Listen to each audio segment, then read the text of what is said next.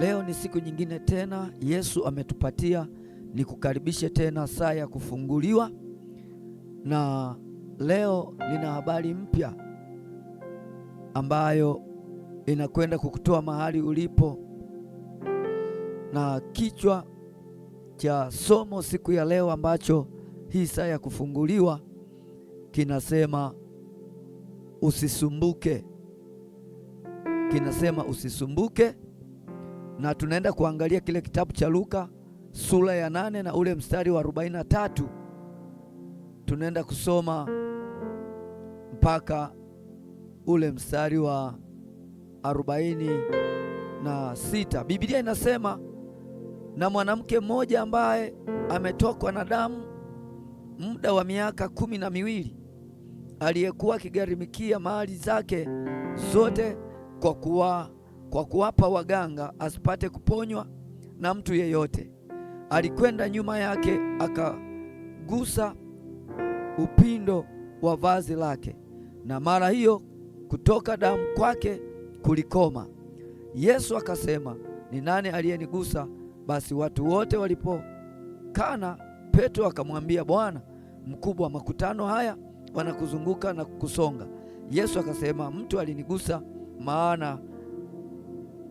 maana naona ya kuwa nguvu zimetoka. Ninaongea kwa habari ya usisumbuke, lakini ni saa ya kufunguliwa. Kichwa cha somo kinasema usisumbuke. Kama nilivyohubiri na kufundisha jana kwa habari ya usilie, lakini leo naongea kwa habari ya usisumbuke, kwa sababu tuko katika dunia iliyojaa masumbufu mengi, iliyojaa shida nyingi, iliyojaa pilika nyingi. Na hapa tumesoma kitabu hiki cha Luka, hii sura ya 8 na huu mstari wa 43 mpaka 46 unatupa habari ya mama moja ambaye alikuwa anasumbuka na tatizo la kutokwa na damu kwa miaka 12. Amesumbuka, na Biblia haijaficha, inaeleza jinsi alivyopoteza mali nyingi. Aligharimikia fedha, na kama vile ambavyo mko watu leo mmegharimikia fedha kwenda India kwa ajili ya matibabu. Milioni za fedha mmetumia, wengine mnatumia milioni 8, 10, 20 mpaka milioni 100 kwa ajili ya kwenda kutibiwa India. Lakini hii asubuhi nina habari njema kwa ajili yako wewe mtazamaji, ambaye inawezekana unasumbuka na magonjwa, na inawezekana mpaka umefika mahali umesema ugonjwa huu ni wangu, na mwingine umefika mahali umesema tatizo hili ni langu. Lakini leo nataka nikutangazie, uhitaji kusema huo ugonjwa ni wako. Yesu amekuja ili adhihirishwe na kuzivunja kazi za ibilisi. Mojawapo ni magonjwa. Tunaona huyu mama amesumbuka na magonjwa kwa hii miaka yote 12, na ugonjwa wake ilikuwa ni tatizo ambalo la kutokwa na damu, na ilifika na wakati watu walimtenga, kwa sababu kwa kawaida jamii ilikuwa haitaki kabisa kukaa na mtu anayetokwa na damu. Kwa jamii ilimtenga, na inawezekana huko mtu, ndugu zako wamekutenga, rafiki zako wamekutenga kwa ajili ya shida unayoipitia, kama hivi huyu mama alivyokuwa anasumbuka. Lakini nataka nikuambia asubuhi hii, mama huyu baada ya kufika mahali kusikia habari za Yesu, kuwa siku moja kuna mtu alikuwa amefariki akapata ufufuo, halafu akakaa akakutana na mtu mwingine akaambia, nilikuwa kipofu sasa ninaona. Alivyosikia Yesu anapita, aliamua kuvunja sheria, kwa sababu ilikuwa ni desturi ya kwamba mtu anayetokwa na damu hatakiwi kuchangamana na jamii. Ili mlazimu avunje desturi na mila, akaamua kukro chini kama askari, mpaka alipofika mahali akamkuta Yesu, akaenda kimya, akaenda akaligusa vazi la Yesu. Na Biblia inasema baada ya kwenda kuligusa vazi la Yesu, damu ikakoma saa ile. Manake msiba wake wa miaka 12 ukawa umekoma. Na mimi nataka nikuambie leo, inawezekana mtu mwingine uko hapa umesumbuka na magonjwa miaka mingi, madaktari wamekuambia tatizo hilo halitoisha. Leo nina habari njema, nataka nikuambie, yupo Mnazareti, simba wa kabila la Yuda, anao uwezo wa kuiondoa hiyo shida, anao uwezo wa kuondoa hilo tatizo. Usisumbuke kama huyu mama alivyosumbuka, kwa sababu alifika mahali pointi ya mwisho. Fedha alizokuwa nazo ziliishia kwa waganga wa kienyeji, na waganga wa kienyeji ni wazuri, wanakuambia niletee kuku, huwa hawana habari ya kukuambia uwapelekee matembele. Kwa nini wanachagua vilivyonona, vitu ambavyo hata wewe mwenyewe hauli, lakini wao wanakuambia lete ili waweze kula? Lakini yupo Yesu hahitaji kuku, hahitaji fedha zako, anataka imani yako tu, kama huyu mama alivyoamua kumwamini Yesu baada ya kusikia habari za Yesu, kwamba Yesu yupo anayeponya. Na pengine hukuwahi kusikia, leo ni mara yako ya kwanza, na kama uliwahi sikia, basi nataka nikuhakikishie leo ya kwamba ukimkubali Yesu na kumwamini Yesu, hilo tatizo lako, hiyo shida yako, Yesu anakwenda kukufungua.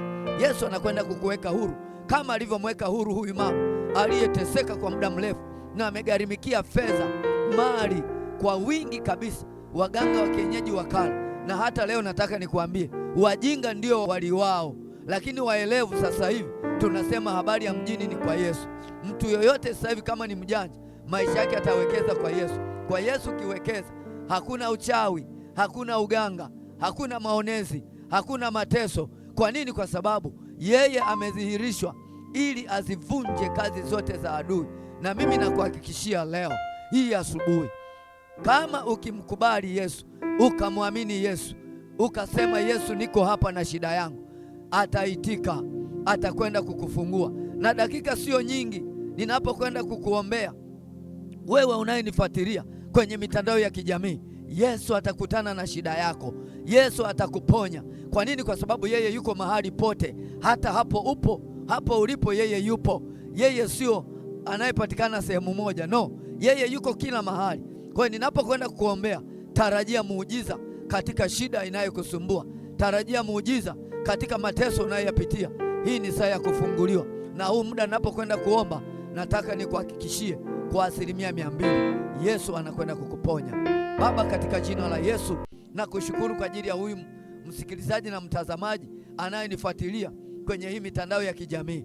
Ponya maisha yake, gusa maisha yake kama ulivyogusa na kuponya maisha ya yule mama aliyetokwa na damu miaka 12, ukamfungua, ukamweka huru. Na sasa hivi namtangazia huyu mtu mwingine ambaye anasumbuka na pressure, anasumbuka na BP, anasumbuka na ukimwi, anasumbuka na kisukari, anasumbuka na kansa, kwa jina la Yesu, kila kansa, kila BP, kila pressure, kila sukari, kila mateso, kwa jina la Yesu ninayasambaratisha kuanzia muda huu. Natangaza uponyaji, natangaza uzima na afya katika jina la Yesu, mwana wa Mungu aliye hai. Sante Roho Mtakatifu kwa ajili ya uzima na afya, kwa ajili ya huyu mtu anayenifuatilia saa hii na wakati huu wa asubuhi, katika jina la Yesu, amen. Mtazamaji na msikilizaji, nataka nikukaribishe tena, usikose kwenye maombi ya saa 4 mpaka saa 5, lakini namba yangu ya simu inapatikana hapo kwenye screen inapita.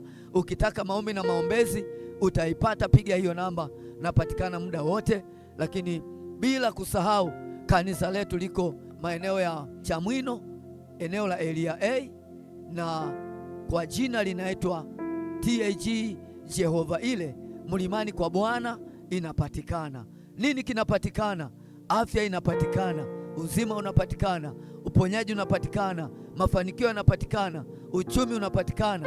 Wewe kama hujaoa utapata mke, wewe kama hujaolewa utapata mme, wewe kama hujajenga utapata nyumba, wewe kama huna biashara utapata biashara. Chochote unachokihitaji, Yesu tenda miujiza yupo hapa. Jehova Ile, Mlimani kwa Bwana inapatikana. Ninakushukuru mtazamaji na wewe msikilizaji unayenifuatilia kwenye mitandao yote ya kijamii. Ubarikiwe na Bwana Yesu.